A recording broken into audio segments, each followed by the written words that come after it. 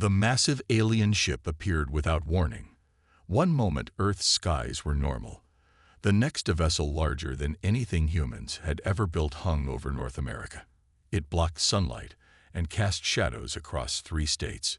People pointed, screamed, and rushed to safety. News channels around the world showed the same images. The strange metal hull gleamed in the sunlight, covered in symbols no one had seen before. Admiral William Carter was eating breakfast when his secure phone rang. He answered it immediately. "Admiral, you need to come in now. Code Black." Carter dropped his fork. In 30 years of service, he had never heard those words. He was in his car 2 minutes later, driving fast to the Pentagon. Armed guards led him to the underground war room. President Allison Reeves was already there, surrounded by military leaders and scientists. Their faces were pale and worried. "Admiral Carter, thank you for coming quickly," the president said. Her voice was calm, but her eyes showed fear. "The aliens have sent a message. They want to speak with Earth's leaders." The large screen on the wall flickered to life. A creature appeared. It had gray skin, 4 eyes, and a mouth filled with sharp teeth. Gold armor covered its chest. "I am Imperial Envoy Krasthar of the mighty Zarthian Empire," it said in perfect English. "We rule 70% of this galaxy. Your primitive world has been observed for some time. The Emperor has decided your species may join our realm." The room was silent. The alien continued. "You have 7 Earth days to surrender your world. Accept our rule, and you will be treated fairly. Resist, and we will destroy your major cities one by one until you submit. There is no third option." The screen went dark. Everyone began talking at once. President Reeves raised her hand for silence. "What options do we have?" she asked. General Frank Miller shook his head. "Our most powerful weapons would be useless against a ship that size, if they have more vessels like that one." "They do," said Dr. Susan Lee, head of the Global Space Agency. "Our telescopes have spotted at least 12 more at the edge of our solar system." The president looked at Admiral Carter. "Bill, your thoughts?" Carter's face revealed nothing. "Madam President, I request permission to speak with you privately." 5 minutes later, they were alone in a small office. The Admiral locked the door. "Madam President, what I'm about to tell you is classified beyond top secret." She nodded. "Go ahead."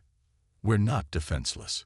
Carter pulled a small device from his pocket and pressed his thumb against it. A hologram appeared showing ships, hundreds of them. Military vessels of various sizes and designs. The president stared in shock. "What am I looking at?" "The real United Earth Defense Force. Hidden throughout our solar system. Building these ships has been humanity's greatest secret for almost 30 years. How is this possible? Congress would know. I would know." Carter smiled slightly. "The Sentinel Protocol was created before either of us took office. When scientists first detected alien signals in 2042, world leaders realized we might not be alone, and we might not be safe. The decision was made to prepare in secret. Who knows about this? Only those who need to know. Joint funding hidden in thousands of budget lines across every major nation. Shipyards built inside asteroids and moons. Crews trained in secret facilities. We have over 500 combat-ready vessels and weapons the Zarthians have never seen before." President Reeves sat down heavily. "You're telling me we can fight. I'm telling you we can win." Carter's eyes were hard. "The Zarthians think they're dealing with a primitive world that will bow down in fear. They have no idea what's waiting for them." The president was quiet for a long moment. Then she stood up. "Tell your fleet commanders to prepare.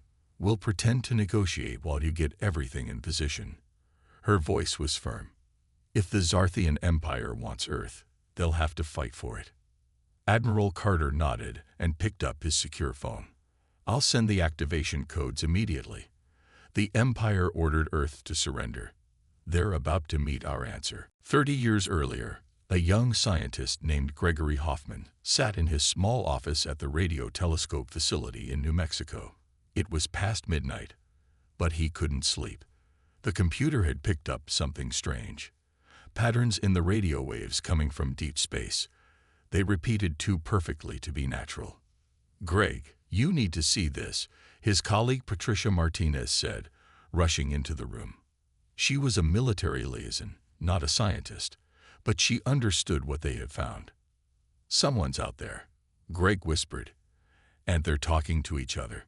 3 days later, they were in Washington, explaining their discovery to a room full of serious people who asked hard questions.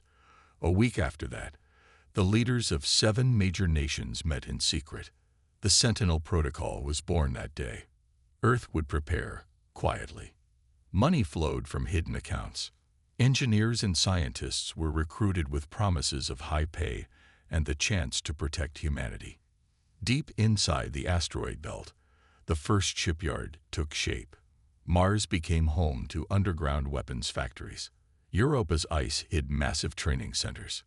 Year by year, the fleet grew. Lieutenant Samantha Wells remembered the day she was approached about joining the secret program. She had been flying fighter jets for the Navy, the best in her squad. A plain-looking man in a black suit had offered her a chance to fly something much faster. She had said yes without hesitation. Now, 30 years after those first radio signals, Sam sat in the pilot's seat of the U.S. Defiance, a carrier-class ship hidden in Saturn's rings. The vessel was massive, able to launch 50 smaller fighters. It had never flown in battle. Until today. Her communication panel lit up. The message was simple: Sentinel activation. This is not a drill. Sam's heart raced as she turned to her crew. It's happening. Begin launch sequence. All across the solar system, hidden ships powered up their engines. Crews who had trained for decades moved with calm speed. They had always hoped this day would never come. Commander John Blackwood stood on the bridge of the EDS Interceptor, the lead ship of Battle Group 7. His vessel had been built inside Neptune's moon Triton and had never been seen by human eyes outside the program. "Status report," he ordered. Lieutenant Paul Garcia looked up from his station. "All systems ready, sir. The other 11 ships in our group report the same." Blackwood nodded. "Prepare to break from hiding position. Set course for Mars orbit. We'll join with the main fleet there." The hidden fleet was moving. On Earth, Captain Olivia Daniels walked quickly through the underground base beneath the Pacific Ocean. For years, she had commanded mock battles and run simulations. Now she would lead a real ship against a real enemy. The EDS Thunderchild waited in its underwater dock. The destroyer was Earth's most advanced warship, built with technology that had been developed in secret. "Captain on deck." Someone called as she entered the bridge. "Status," she said, sitting in the command chair. "All systems green. Crew is ready." Olivia took a deep breath. "Begin launch sequence. Flood the chamber." Water rushed into the massive dock. The ship rose gently, ready to leave its hiding place and join the fight. In a laboratory on the dark side of the moon, Dr. Lisa Rodriguez made final adjustments to the targeting systems. Her quantum weapons were untested in real battle, but the simulations were promising. The Zarthians had no defense against what she had created. "The calibrations are complete," she told her team. "Upload the targeting data to the fleet." As Earth's diplomats pretended to discuss surrender terms with the Zarthians, the greatest military force humans had ever built moved silently into position. On the Zarthian command ship, a junior officer approached Envoy Krasthar. "Sir, our long-range sensors are detecting unusual activity in the outer solar system." The envoy frowned. "What kind of activity?" "We're not sure, but something large is moving toward us." Krasthar laughed. "These humans have no space fleet. It's probably just their primitive satellites." The officer looked uncertain. "Sir, these readings suggest multiple objects, much larger than satellites." The envoy waved him away. "Continue monitoring, but don't bother me with false alarms. The humans will surrender. They have no other choice." He was wrong. President Reeves sat across from the alien envoy in a hastily prepared meeting room. 5 other world leaders joined her. They all wore serious faces and spoke in careful voices. "We need more time to consider your terms," she said to Krasvar. "Surrendering an entire planet is a complex matter." The alien's 4 eyes blinked in different patterns. "You have already used 2 of your 7 days." The Emperor grows impatient. "We understand," said President Reeves. "But surely a great empire can spare a few more days for a smooth transition of power." While they talked, Admiral Carter stood in the control center of Earth's hidden moon base. Large screens showed the positions of every ship in the human fleet. "Battle Group 3 has cleared the Jupiter shipyards," reported a young officer. "Battle Group 7 is moving past Neptune's orbit." Carter nodded. "What about the Thunderchild?" "Captain Daniels reports they will surface in the Pacific in 30 minutes. "Good." Carter studied the main screen. "And the Zarthians?" "Still in position. Their main ship remains over North America. The rest of their fleet is holding at the edge of the system." The plan was working. The aliens believed Earth was preparing to surrender. They had no idea what was really happening. Commander John Blackwood's Battle Group 7 accelerated toward Mars. His ships used special engines that left no heat trail. The alien sensors couldn't see them coming. "Time to rendezvous with the main fleet?" he asked. Lieutenant Garcia checked his screen. 4 hours, sir." Blackwood walked to the front viewport. Space looked empty, but he knew better. Hundreds of Earth ships were converging. The largest military force humans had ever assembled. "Send a message to all ships in our group," he ordered. "Weapons check in 2 hours." On Earth, Captain Olivia Daniels felt the Thunderchild rise through the ocean. Water streamed off its hull as it broke the surface. The ship was unlike any other vessel on Earth. It was shaped like an arrow, black and sleek, designed to slip through space almost unseen. "Engage cloaking system," she ordered. "Cloaking engaged, Captain," replied her second-in-command, Lieutenant Alan Price. "We're invisible to standard sensors. Set course for lunar orbit.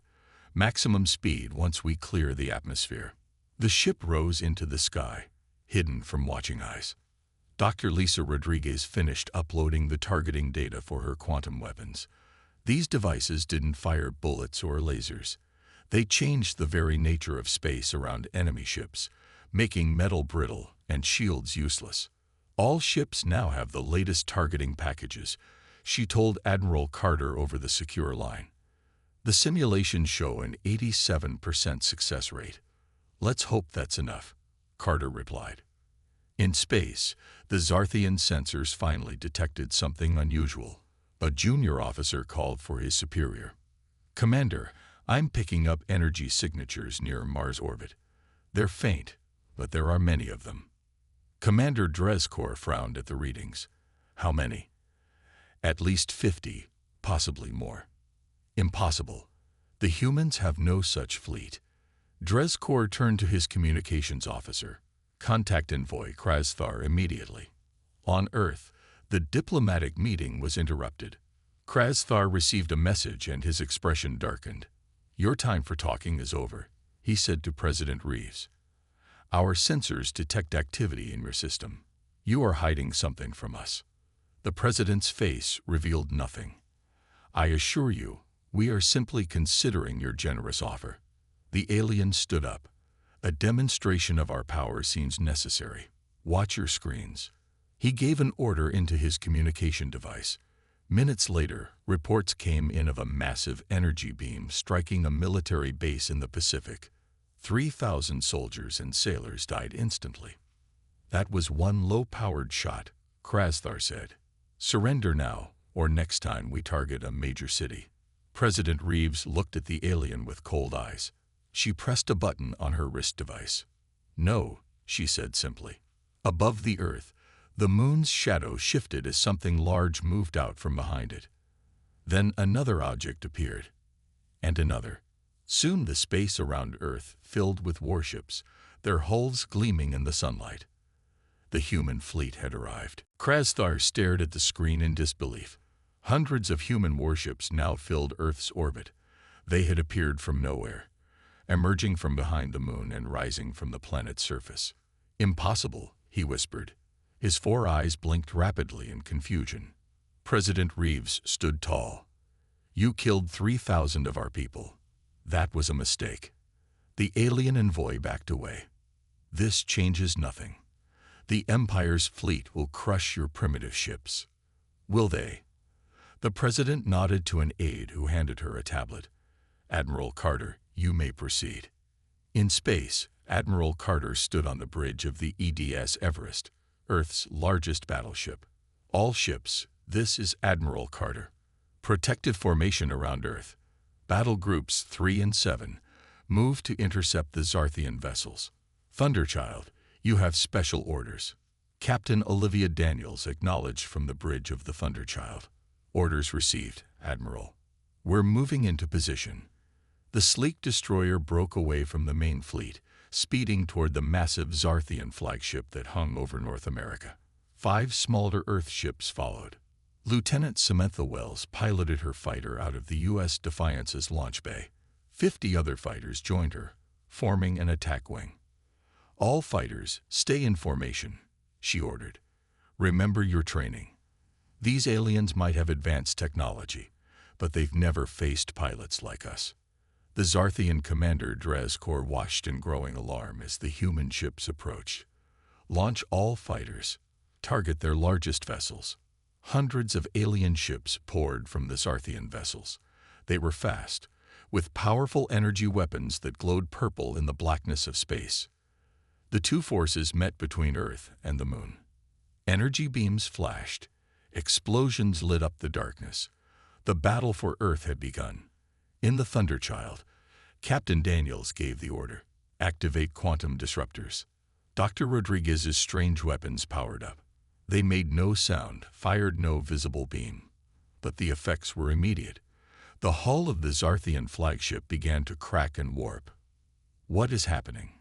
Krasfar demanded, as alarms blared throughout his ship. "What weapons are they using?" No one could answer him. The Empire had never encountered quantum disruption technology before.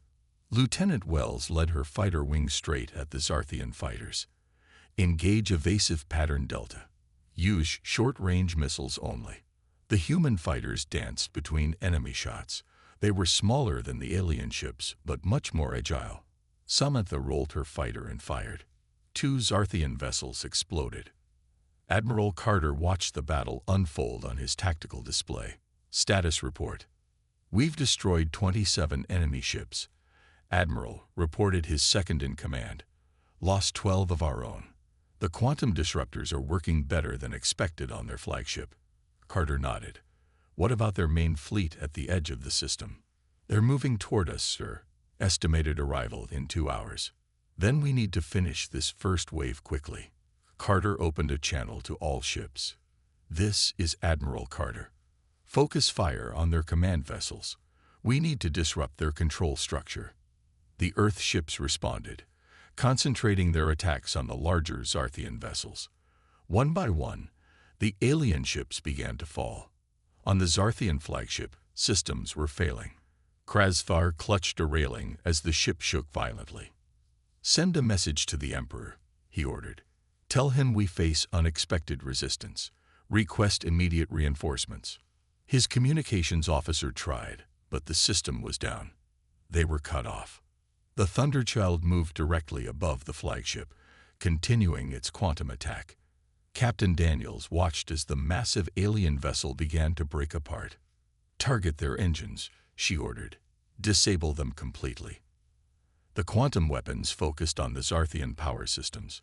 With a series of flashes, the engines died. The mighty flagship began to drift, powerless in Earth's orbit. Admiral Carter opened a direct channel to the crippled vessel. "This is Fleet Admiral Stephen Grant of Earth's Defense Force. Your ship is disabled. Your fighters are being destroyed. Surrender now." Krasfar had no choice. "We surrender," he said through gritted teeth.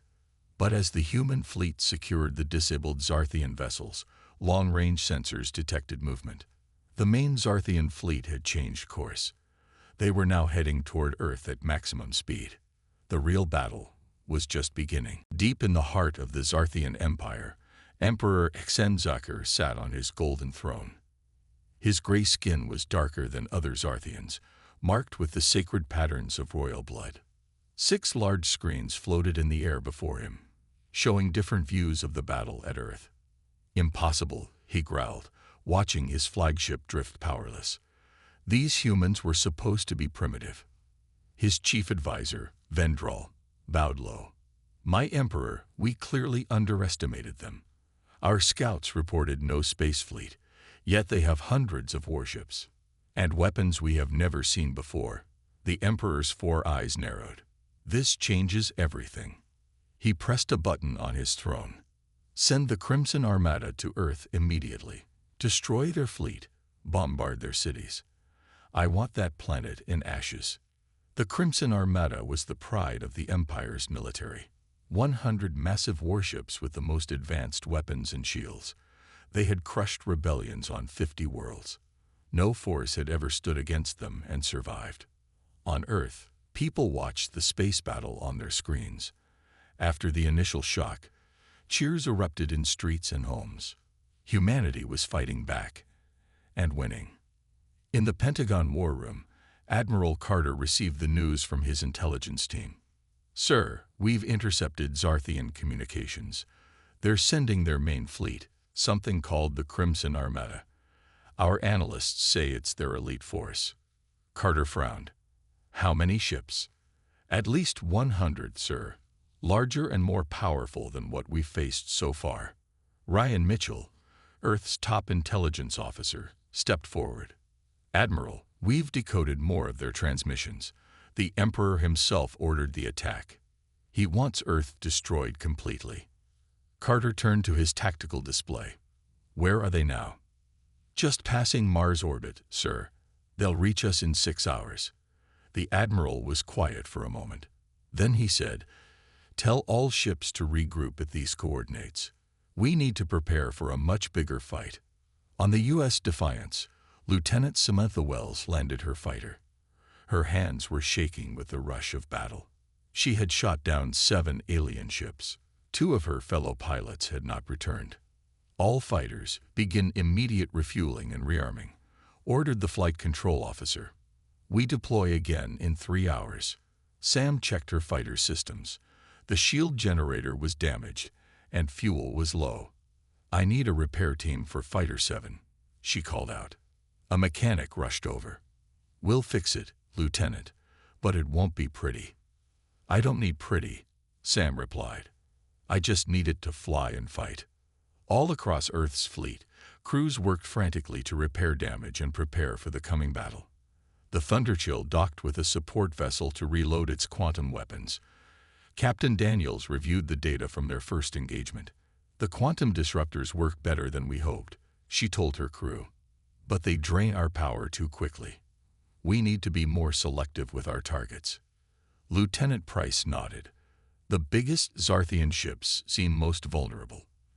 Their size works against them." On the bridge of the EDS Everest, Admiral Carter called his top commanders to a virtual meeting. Their faces appeared on screens around him. "The Crimson Armada is coming," he said simply. "This will be a much harder fight. We hurt their pride, and now they want revenge." Commander Blackwood spoke up. "Sir, my Battle Group 7 is still at full strength. We can set up an ambush near the moon." "Good idea," Carter agreed. "Captain Daniels, your Thunderchild, and the other stealth ships will hide here, behind Mars. Hit them from behind when they pass." Dr. Nickel Warren, chief scientist of the Gravity Weapon Program, joined the call. "Admiral, my team has the gravity manipulators ready. We've never used them in actual combat, but the simulations are promising." Carter nodded. "Deploy them around Earth. If the Crimson Armada breaks through our lines, they'll be our last defense." The meeting ended, and Carter stood alone, looking at the tactical display. The Zarthian fleet was a red mass, moving steadily toward Earth. Their own forces were blue dots, spreading out to meet them. "This will be the real test," he whispered to himself. "God help us all." The fate of humanity would be decided in the next few hours. The Crimson Armada moved through space like a red storm. 100 massive warships, their hulls painted the color of blood. They had brought entire star systems to their knees. Now they came for Earth. Admiral Carter watched from the bridge of the Everest as his fleet took position. Human ships looked small compared to the approaching armada, but they were fast and their crews were determined. All ships in defensive formation, he ordered. Remember your training. We hit them hard, and we hit them fast. The first shots came from the Zarthian fleet. Bright purple beams cut through space. 3 Earth ships exploded instantly. Return fire, Carter commanded. Earth's fleet answered with everything they had. Missiles, energy beams, and quantum weapons all fired at once. The space between the fleets filled with explosions. The battle had begun. But something unexpected happened. As the human and Zarthian fleets fought, a new signal appeared on Earth's communication systems. It wasn't from the Zarthians. Intelligence Officer Ryan Mitchell rushed into the war room where President Reeves was watching the battle. Madam President, we're receiving messages from 3 different alien species. They're asking to speak with Earth's leaders. The president looked surprised. Put them through. 3 alien faces appeared on the screen. None looked like the Zarthians. One had blue skin and large eyes. Another was insect-like with multiple limbs. The third seemed almost plant-based, with green skin and leaf-like hair. The blue alien spoke first. I am Ambassador Zorkal of the Tellurid Union. We have watched your battle with great interest. I am Queen Ikta of the Vega Collective, said the insect-like being. And I represent the Proxima Republic, added the plant-like alien. I am Elderfan. President Reeves nodded respectfully. Why have you contacted us during this crisis? Zorkal answered. For centuries, the Zarthian Empire has conquered and enslaved worlds throughout the galaxy. We 3 species have suffered under their rule. No one has successfully fought back before, added Ikta. Until now. Elderfan leaned closer to the screen. We wish to join your resistance. Together, we can finally end the Empire's tyranny. President Reeves was quiet for a moment, then said, We would welcome your help, but our fleet is engaged in battle now. How soon could you? Our ships are already moving to your position, interrupted Zorkal. We have been hiding our true strength from the Empire, just as you hid yours. In space, the battle raged.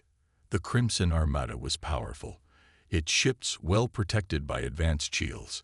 Earth vessels fought bravely, but were slowly being pushed back. Lieutenant Samantha Wells flew her repaired fighter through the chaos. Forming up on the Defiance's port side, she reported.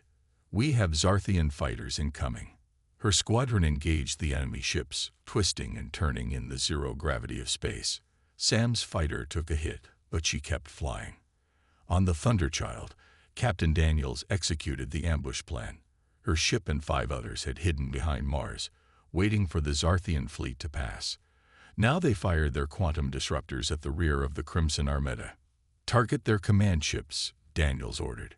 Disrupt their communication networks. The quantum weapons worked again, causing several Zarthian vessels to break apart. But the Armada was too big to be stopped by one ambush. Admiral Carter received the message about the alien allies with mixed feelings. Can we trust them? He asked Ryan Mitchell. Their hatred of the Empire seems genuine, Mitchell replied. And right now, we need all the help we can get. Carter nodded. Tell them to identify their ships clearly. I don't want our forces firing on potential allies. Ambassador Eric Morgan, Earth's top diplomat, was quickly brought in to coordinate with the 3 alien species. We need to organize a joint attack, he told them. Our forces are taking heavy losses. The aliens agreed. Within an hour, new ships appeared at the edge of the battle. Blue Tellarite cruisers, fast vegan fighters, and heavy Proximan battleships joined the fight against the Zarthian Empire. The Crimson Armada found itself suddenly fighting on multiple fronts. Their neat formation broke apart as they tried to face enemies coming from all directions. On a special channel, Admiral Carter spoke to the commanders of the Allied fleets. "Thank you for your help. Now let's show the Empire what happens when free people stand together." The tide of battle was beginning to turn. The battle above Earth slowly turned in favor of the Allied forces. Working together, the human fleet and their new alien friends pushed back against the Crimson Armada. But the fight was far from over. In the war room on Earth, President Reeves met with alien representatives and her military advisors. The displays showed the ongoing space battle, with red dots representing Zarthian ships and blue dots showing Allied vessels. "We're winning this battle," said Admiral Carter over the video link. His face looked tired but determined. "But there will be more. The Empire controls thousands of worlds. They'll keep sending ships." Ambassador Zorkal of the Tellarites nodded. "The Admiral is right. I have seen the Empire rebuild fleets within days. We need a more permanent solution." "What do you suggest?" asked President Reeves. Queen Ikta of the Vega Collective stepped forward. Her insect-like mandibles clicked as she spoke. "We must strike at the heart of the Empire. Their homeworld, Zarthia Prime." Elder Fan of the Proxima Republic agreed. "The Emperor rules with an iron grip. The command structure is completely centralized. Remove the head, and the body will fall." Colonel Michelle Parker, Earth's top strategic planner, had been quiet until now. She had been studying data on the Zarthian Empire since the first ship appeared over Earth. "I may have a plan," she said. Everyone turned to look at her. "Our stealth technology is better than anything the Zarthians have seen. If we could get a small force to their homeworld undetected." President Reeves leaned forward. "Go on." "A surgical strike," Parker continued. "Not to destroy their planet, but to capture or remove their leadership. Force a surrender instead of fighting a galaxy-wide war." The alien representatives looked at each other. "It could work," said Zorkal. "But the Imperial Palace is the most heavily guarded place in the galaxy." "Which is why they won't expect us to try," Parker replied. After much discussion, a daring plan was formed. While Earth's fleet and their allies would continue to defend the solar system, a special force would travel to the heart of the Empire. The U.S. Valiant was chosen for the mission. It was Earth's newest stealth carrier, capable of traveling faster than any other ship in the fleet. Captain Andrew Shepard would command the vessel. "This is a volunteer mission only," Shepard told his crew. "I won't order anyone to come. The risks are extremely high." Not a single crew member left. They all stood at attention, ready to serve. The Valiant was joined by a small team of ships from each allied species. The Tellarites provided a scout vessel with advanced sensors. The Vegans contributed a squad of their best fighters. The Proxima Republic sent engineers familiar with Imperial technology. As preparations continued, the battle above Earth reached its climax. The remaining ships of the Crimson Armada began to retreat. It was the first defeat the elite Zarthian force had ever suffered. Lieutenant Samantha Wells landed her fighter on the Defiance for the last time. Her ship was badly damaged, barely able to fly. She had shot down 12 enemy fighters during the battle. "You're being reassigned, Lieutenant," her commander told her. "Report to the U.S. Valiant immediately." Sam was surprised. "The Valiant? But that's a stealth carrier." "Yes, they're mounting a special operation. They requested you specifically." Hours later, Sam stood on the bridge of the Valiant, looking at the assembled team. Captain Shepard was explaining the mission. "We will travel to Zarthia Prime, using a route provided by our new allies," he said, pointing to a star map. "Our stealth systems should keep us undetected. Once there, we will deploy special forces to infiltrate the Imperial Palace." Major Kimberly Foster, leader of the ground team, stepped forward. "Our objective is to capture Emperor Xenzaker and force an Imperial surrender. If capture is impossible, we will disable their central command structure." The plan was bold, perhaps even foolish, but after seeing Earth nearly conquered, everyone understood the stakes. As the Valiant prepared to depart, Admiral Carter came to see them off. He stood before the assembled crew, his face serious. The fate of Earth, no, the fate of the galaxy, rests with you now, he said. You carry the hopes of not just humanity, but all species who wish to live free from imperial rule. Captain Shepard saluted. We won't let you down, sir. The Valiant left Earth's orbit quietly, cloaking systems engaged.